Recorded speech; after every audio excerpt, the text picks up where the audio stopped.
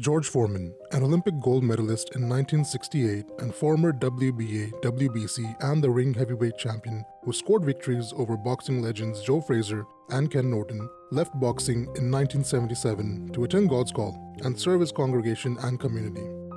Over the next 10 years, Foreman lived life to the fullest. He spent time with his family, became an ordained minister, and then reverend at the Church of the Lord Jesus Christ, ate good food, and found his purpose and peace. Until his money ran out. So on March 9, 1987, the preacher put on a pair of gloves, rolled his fists, and went back to work. No one, not even Foreman, knew this then, but that decision would put him on a journey that would lead to what is arguably the most unbelievable comeback in boxing history. This is 38-year-old former boxing heavyweight champion George Foreman on March 9, 1987, fighting for the first time in 10 years. Against Steve Zuski at the Arca Arena in Sacramento, California. This is George Foreman 7 years later at the age of 45, fighting for the IBA and IBF heavyweight titles against the 35-0 undefeated champion Michael Moorer. Foreman's trying to do something no one expects him to do, no one else before or since has ever done.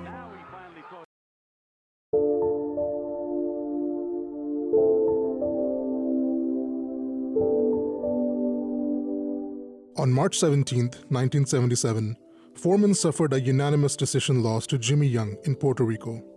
Following the fight, he became ill in his dressing room, suffering from exhaustion and heat stroke, and claiming he'd had a near-death experience. Although not religious at the time, he had a spiritual awakening. Foreman eventually became a born-again Christian and left his life in the ring in the rearview mirror. Foreman paid for his home while taking care of his family. He was active with the church and congregation, while also working on his passion project, the George Foreman Youth Center, in the north side of Houston. Although open for only a short while, the youth center was making a big impact on the community.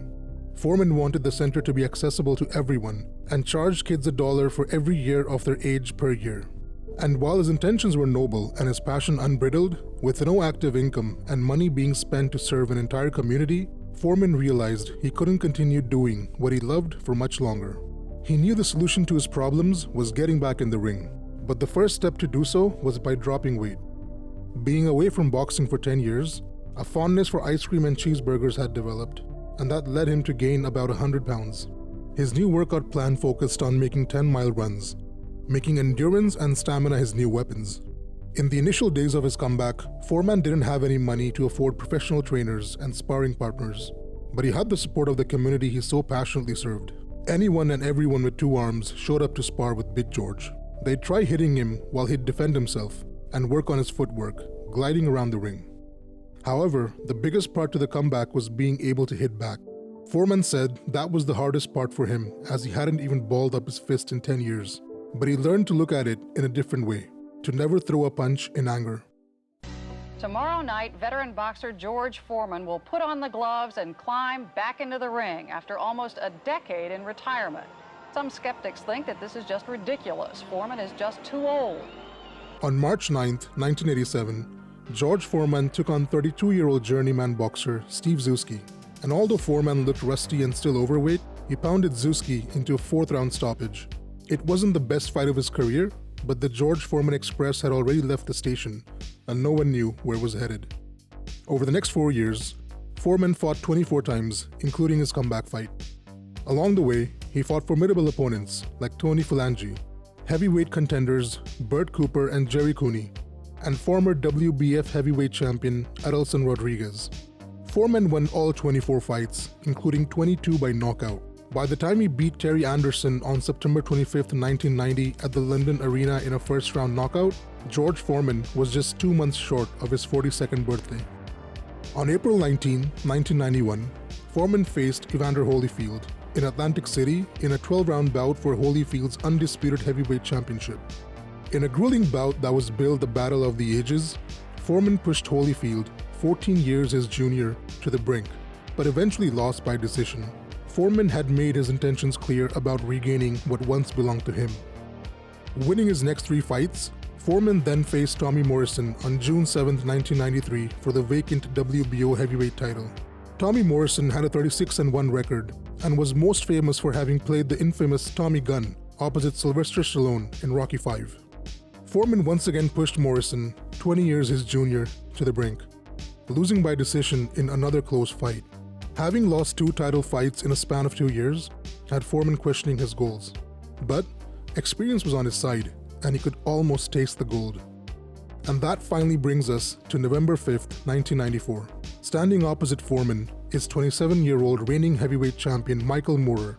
Michael had defeated Evander Holyfield earlier in the year to win the heavyweight titles via majority decision. It was labeled a huge upset, but in doing so, Michael also became the first southpaw to win the heavyweight titles. Foreman was the 8th ranked challenger, and this seemed like his last shot at the title. He wore the same red trunks he wore 20 years ago when he lost to Muhammad Ali in Zaire. Michael controlled the fight for the most part. For the first 9 rounds, the bout seemed to be going his way. He appeared to take Foreman's heavy punches pretty well, and kept Foreman on his toes with his footwork. As Foreman put it, for 9 rounds, it seemed like he would win. Foreman's trainer Angelo Dundee informed him that getting a decision wouldn't work at this point. Foreman had to knock him out. Foreman switched his game plan and held back on his jabs. He was looking for the knockout punch now. All through his career, Foreman had been famous for possessing arguably the most vicious knockout punch and power ever seen in boxing. All he needed was that one punch straight on Michael's chin. HBO's Jim Lampley was sat ringside, calling the blow-by-blow action. As Foreman looked to win it all over again at the age of 45 after a 10-year hiatus, with Jim Lampley's voice coming through television sets all across the world, this is what happened next. Again with the Atlas. Michael Moore is down. Goes Moore on a right hand. An unbelievably close-in right hand shot. 4, 6, 7, 8, 9, 10. It happened. It happened. With the victory over Michael Moorer, Foreman became the oldest fighter to ever win a world championship, a record that still stands to this day. He would go on to defend his IBF title while winning the WBU title over the course of his next 3 fights. In what would be his 81st and last ever boxing match, Foreman would lose his titles via majority decision to Shannon Briggs in 12 rounds. Foreman was just 49 days shy of turning 49.